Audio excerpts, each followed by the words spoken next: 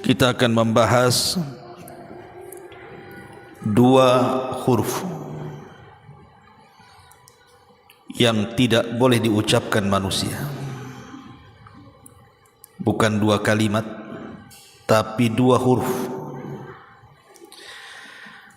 tidak boleh diucapkan manusia. Sebab kalau diucapkan sangat bahaya, bisa terjerumus kepada dosa. Apa dua huruf yang tidak boleh diucapkan oleh kita manusia? Ma'asyiral muslimin yang dimuliakan Allah Subhanahu wa taala, sebelum saya jelaskan dua huruf yang tidak boleh diucapkan ini, tentu karena pembahasannya bicara soal lisan. Nabi SAW ketika bicara soal lisan, maka Nabi SAW sangat mewanti-wanti para sahabatnya untuk menjaga lisan. Kata Nabi SAW, imsak alaika lisanak, tahan lisan. Makanya dalam hadis Muadz bin Jabal radhiyallahu an, Rasul mengatakan, saqilatka ummuka ya Muadz, wa hal yakubbun nas fi nari jahannam illa hasaidu alsinatihim. Celaka engkau wahai Muadz, bukankah kebanyakan manusia masuk neraka itu diakibatkan karena lisan-lisan mereka?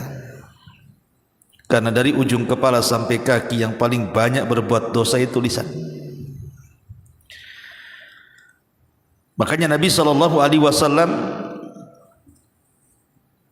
ketika sedang bicara dengan Ummul Mukminin Aisyah radhiyallahu anha, Aisyah mengucapkan satu kalimat yang membuat Nabi SAW murka. Apa itu? Mengisyaratkan kepada Safiyah bahwa dia pendek dan Aisyah tinggi. Maka Nabi SAW marah dan mengatakan, ya Aisyah, laqad qulti kalimatan law mujizat bihal bahru lamajazathu. Wahai Aisyah, engkau sudah mengucapkan satu kalimat yang kalau kalimat itu dilempar di air lautan cukup mencemari air lautan itu. Saking dahsyatnya kalimat ghibah itu. Lah di antara ucapan yang tidak boleh diucapkan ini bukan kalimat lagi, tapi huruf. Kalau kalimat kepanjangan, ini huruf, dua huruf. Dan ini ada di tiga tempat. Yang pertama, huruf atau kalimat lau, lam dan waw. Lau dalam bahasa kita seandainya, dalam bahasa Arabnya lau.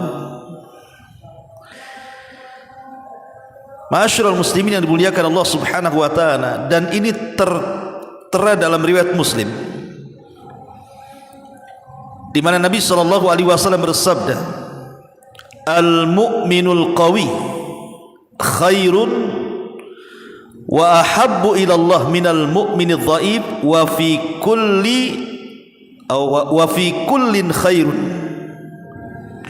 Mukmin yang kuat itu jauh lebih baik dibandingkan mukmin yang lemah. Dua-duanya baik selama dia mukmin baik. Tetapi mukmin yang jauh lebih kuat jauh lebih baik dibandingkan mukmin yang lemah. Kata Nabi SAW, ihris ala ma yanfa'u wasta'in billah. Maka bersemangatlah untuk mengambil hal-hal yang bermanfaat untuk kamu, setelah itu mintalah pertolongan kepada Allah. Wala ta'jaz, jangan lemah. Wa in asabaka syai'un fala taqul di sini syahidnya. Wa in asabaka syai'un fala taqul law anni fa'altu kadza lakana kadza wa kadza. Kata Nabi sallallahu alaihi wasallam, jika sesuatu menimpamu, jika ada musibah yang menimpamu, maka jangan katakan lau. Lihat di sini dua huruf, lam dan waw, dua huruf saja. Jangan katakan lau, andai kata. Kata Nabi SAW, fala taqul law anni fa'altu kadza lakana kadza wa kadza. Kalau aku melakukan perkara ini, tentu jadinya akan seperti ini dan seperti itu. Walakin akan tetapi, qul qaddarallah wa ma syaa fa'al. Tapi katakanlah, semua sudah ditakdirkan Allah, dan yang Allah kehendaki pasti terjadi. Kenapa demikian? Fa inna law taftahu amal syaitan. Karena kalimat law seandainya itu bisa membuka amalan setan. Ma'asyiral muslimin yang dimuliakan Allah Subhanahu wa taala, sering di masyarakat dua huruf ini terucap. Padahal dua huruf ini jangan sampai diucapkan seorang muslim. Terutama kalau seandainya berkaitan dengan kematian, kemalangan, kebangkrutan, sakit parah dan begitu seterusnya. Biasanya kalimat ini muncul. Umpamanya kalau saya tidak pergi, tentu tidak mungkin celaka. Kalau saya tidak menanam modal, tentu tidak bangkrut. Kalau seandainya saya tidak bawa dia ke rumah sakit, tentu dia tidak akan mati. Kalau seandainya saya tidak pergi lewat sini, tentu tidak akan jatuh. Kalau seandainya bukan karena dia, tentu begini dan begitu. Kalau bukan karena anjing tetangga, habislah rumah saya. Macam-macam kalimat ini sering terurak di masyarakat ini. Padahal ma'asyiral muslimin yang dimuliakan Allah Subhanahu wa taala, ini bukan kalimat biasa, ini kalimat setan. Ingat, kalimat lau seandainya itu bukan kalimat biasa, tapi ini kalimat syaitan. Makanya Rasulullah mengatakan apa? Fa inna lau taftahu amal syaitan. Karena kalimat lau seandainya itu membuka amalan setan. Jadi kalau seandainya kita ditimpa kemalangan ataupun musibah, maka setan akan datang kepada kita supaya mengucapkan lau tadi. Dan kalimat lau sendiri, kalau kita perhatikan ma'asyiral muslimin yang dimuliakan Allah Azza wa Jalla, satu, setan hendak memberikan keraguan-raguan kepada kita tentang takdir. Ini yang pertama.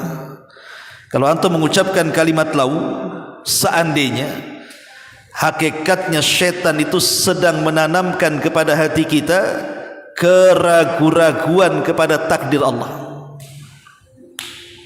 Semua ini di atas takdir, ikhwan. Pamanya antum jalan ke sebelah sini kemudian jatuh, itu sudah takdir Allah.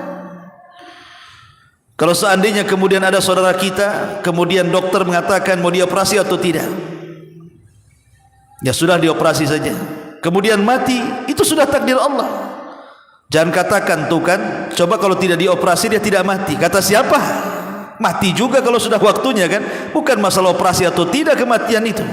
Idza jaa ajaluhu la yastakhiruna sa'ata wa la yastaqdimun. Lah kalau sudah waktu ajalnya datang, tidak mungkin maju, tidak mungkin mundur lah. Itu sudah takdir Allah Azza wa Jalla. Antum nanam modal bangkrut, takdir Allah. Jangan disalahkan, seandainya saya tidak nanam modal tidak bangkrut. Kata siapa? Bangkrut itu tidak mesti karena nanam modal, bisa saja karena hilang, dicuri, terbakar, kena musibah dan begitu seterusnya.